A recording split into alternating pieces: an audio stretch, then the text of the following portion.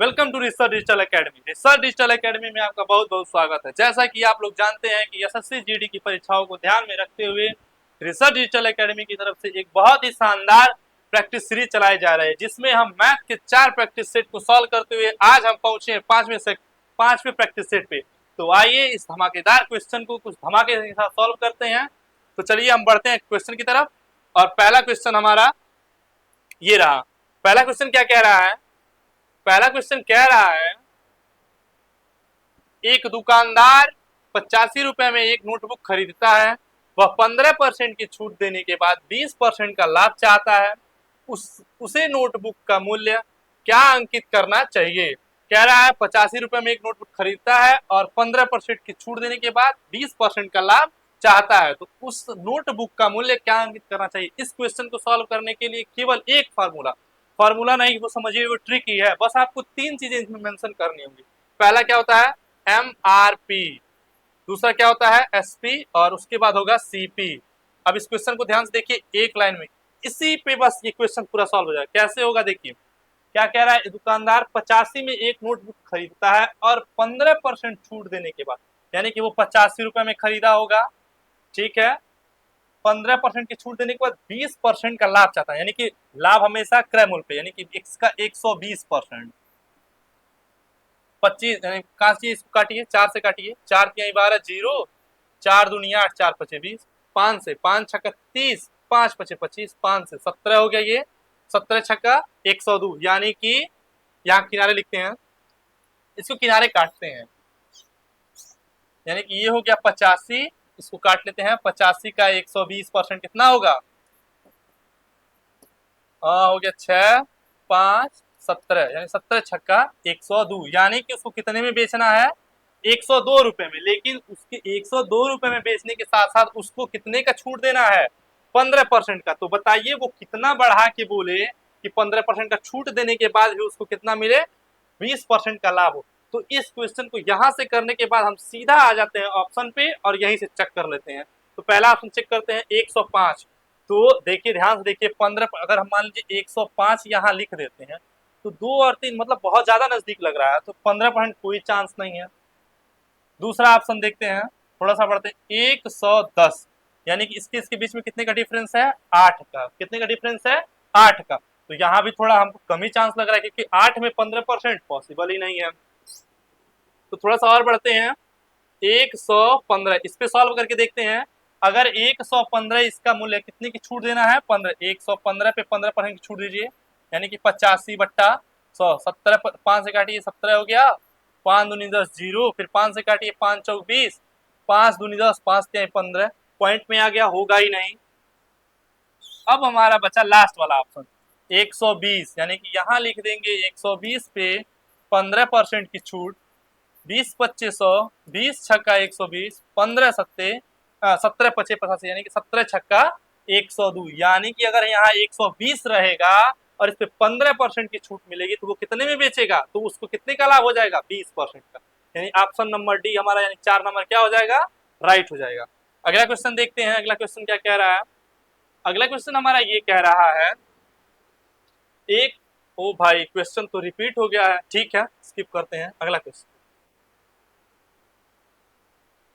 थोड़ी सी मिस्टेक हो गई होगी कंप्यूटर महाशय से, इसीलिए। एक वर्ग और एक समबाहु त्रिभुज का परिमाप बराबर है। यदि वर्ग का विकर्ण 12√2 सेमी है तो त्रिभुज का क्षेत्रफल कितना है? एक वर्ग और एक समबाहु त्रिभुज का परिमाप बराबर है। यदि वर्ग का विकर्ण 12 कड़ी में 2 है, 2 सेमी है, तो त्रिभुज का क्षेत्रफल कितना होगा? ध्यान से देखिए, वर्ग और एक समबाहु त्रिभुज, यानी कि परिमाप बराबर है, यानी कि हम लिख सकते हैं वर्ग का परिमाप क्या होता है? वर्ग का परिमाप होता है 4a।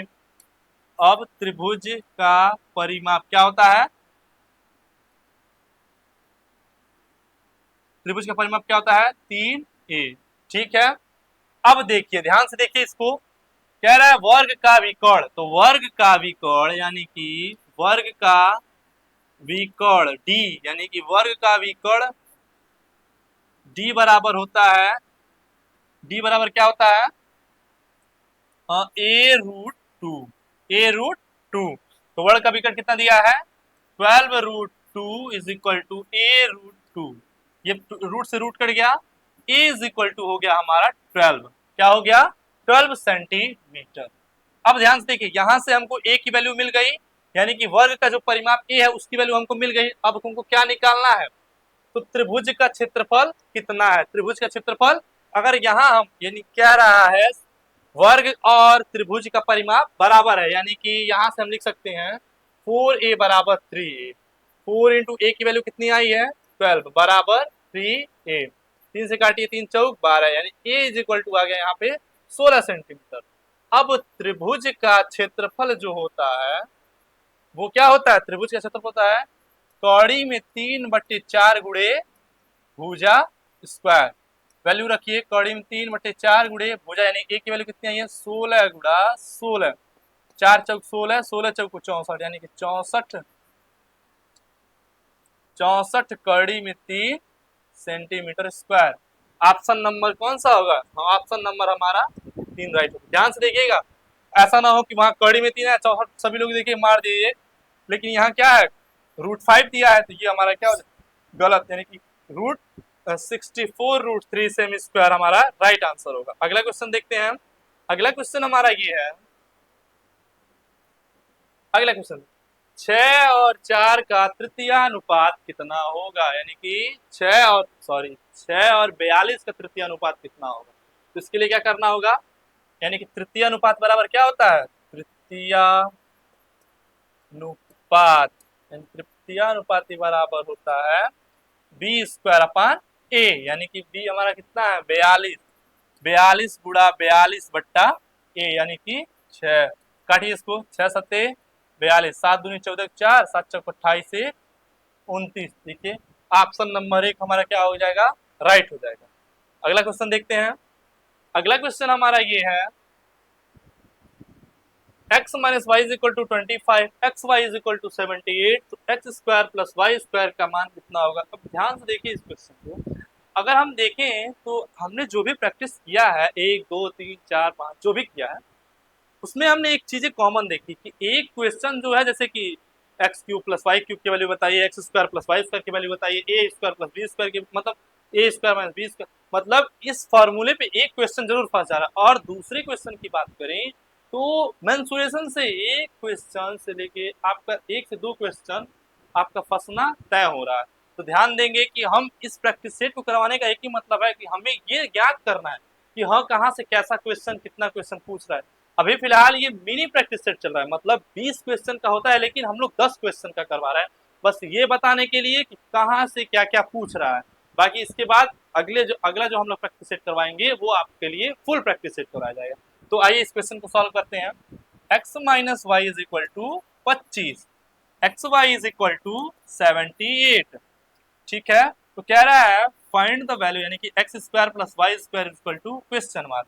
अब यहाँ हम रख लेते हैं x minus y is equal to 25 दिया है, दोनों तरफ स्क्वायर कर लीजिए, तो लिख देंगे a² plus b² minus 2xy is equal to 625। 25 का स्क्वायर क्या होता है 625। अब यहाँ लिख दीजिए x² प्लस y², xy की वैल्यू कितनी दी है 78, तो 2 गुणा 78, यानी कि 2 8 16 6 2 7 14 1 15, 625 हो गया। ये इधर जाएगा तो क्या हो जाएगा माइनस 2 8 16 2 7 14, x² प्लस प्लस हो जाएगा, उधर जाएगा तो 625 प्लस 156, 6 5 11 को 1 5 2 7 1 8 6 1 7 6 1 7, यानी कि हो जाएगा हमारा 781। ऑप्शन नंबर 2 हमारा क्या होगा, राइट होगा। अगला क्वेश्चन देखते हैं। अगला क्वेश्चन हमारा ये कह रहा है, वह न्यूनतम संख्या ज्ञात कीजिए जो 8 24 और 30 से पूर्णतः विभाज्य है। सवाल वही खत्म हो गया जब कह दिया न्यूनतम, क्योंकि न्यूनतम अगर कहा तो इसका मतलब हमको क्या निकालना है LCM, यानी कि लसा। तो केजी लसा 8 24 30, 2 चौक 8 12 15, 2 6 15, 1 3 15, 1 1 5, फिर 5 से काट दीजिए,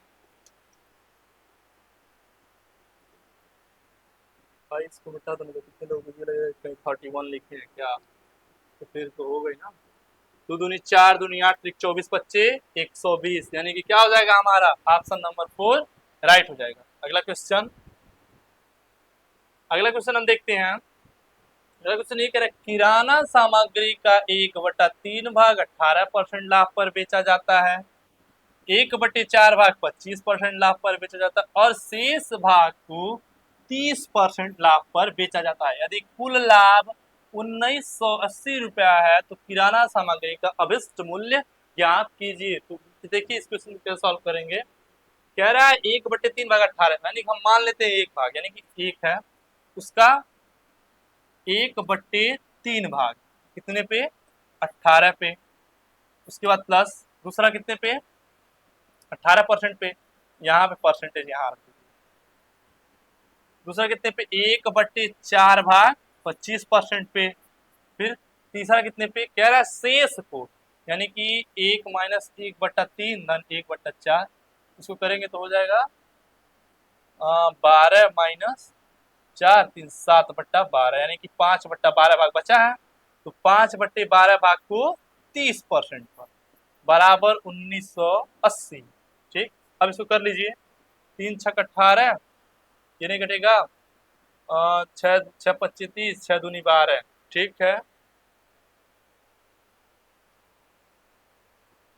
चलिए इसको सॉल्व करते हैं। अब यहाँ हम परसेंटेज रखे हैं, यानी कि 6 प्लस 25/4 प्लस 25/2, इसका एलसीएम लेंगे तो हो जाएगा 4, 24 प्लस 25 प्लस 2 दूनी 4 50, यानी कि इसको जोड़ लेते हैं, इधर हो गया 1980। इसको जोड़ते हैं तो कितना होगा 5 4 9 2 2 4 5 8, यानी कि 99 बराबर हम लिख सकते हैं 99/4% बराबर 1980। इसको इसमें भी यहाँ 100 कर लेते हैं, प्रतिशत को 11 से काटिए, 11 9 99, 11 कम 11 8 बचा 11/88, ये हो गया। अब 9 से 9 दूनी 18, 4 दूनी यानी 400 दूनी 8, 400 दूनी 800, 800 में जुड़ेगा 8000, यानी कि ऑप्शन नंबर 2 हमारा क्या हो जाएगा राइट हो जाएगा। अगला क्वेश्चन देखते हैं। अगला क्वेश्चन हमारा क्या कह रहा है, दो गधे 400 मीटर दूर खड़े हैं, दो गधे 400 मीटर दूर खड़े हैं, पहला गधा 3 मीटर प्रति सेकंड की गति से चल सकता है और दूसरा 2 मीटर प्रति सेकंड की गति से चल सकता है। दो गधे एक दूसरे को की ओर दौड़ते हैं, दो गधे यदि दो गधे एक दूसरे की ओर दौड़ते हैं तो कितने समय सेकंड में भी एक दूसरे से टकराएंगे।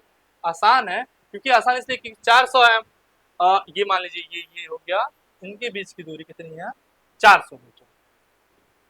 400 दूर खड़े हैं, पहला गधा 3 मीटर, दूसरा 2 मीटर और दौड़, यानी कि पहला गधा यहाँ हो गया, इसको मान लेते हैं ए, इसको मान लेते हैं बी, इन दोनों के बीच की दूरी कितनी है 4, इसकी चाल है 3 मीटर पर सेकेंड और इसकी चाल है 2 मीटर पर सेकेंड।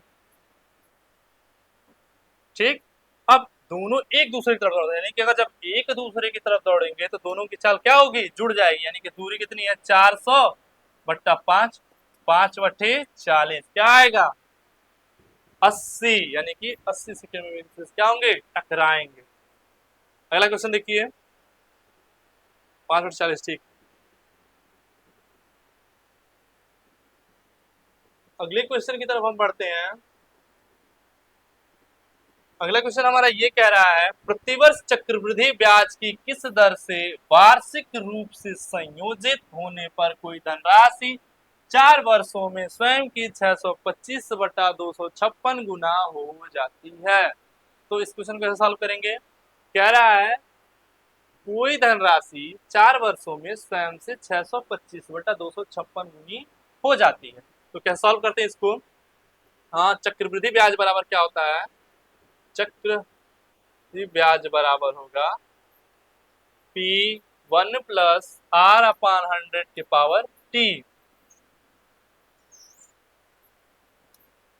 तो देखते हैं चक्रवृद्धि ब्याज यानी कि दिया है कितने का मूलधन का कितना गुना होता है, इतना गुना हो जाता है, तो लिख सकते हैं 625 बट्टा 256 पी गुड़ा पी 1 प्लस आर अपान 100 वोल्ट के पावर कितना हो जाएगा 4 वर्ष। अब ये पी से ये पी कट गया, अब लिख देंगे 625 बट्टा 256 बराबर 100 प्लस आर अपान 100 के पावर 4। अब देखिए इसको ब्रेक कीजिए, अगर इसको हम लिखना चाहें तो लिख सकते हैं 5/4 के पावर 4 बराबर 100 प्लस आर अपान 100। इसका 4 करेंगे तो ये इससे ये कट गया, तो लिख देंगे, क्रॉस मल्टीपल कर लेते हैं, तो हो जाएगा 500 is equal to 400 plus 4r, कि इधर आएगा तो 4r इज इक्वल टू हो जाएगा 100, r इज इक्वल टू हो जाएगा 25। आंसर कितना हो जाएगा 25%। अगला देखते हैं, अगला क्या कह रहा है, 1/2 of 16/5 plus 1/8 of 24/9 into 18/12 minus 5/8 का मान क्या होगा। तो इसको कैसे सॉल्व करते हैं, ये तो काफी आसान है।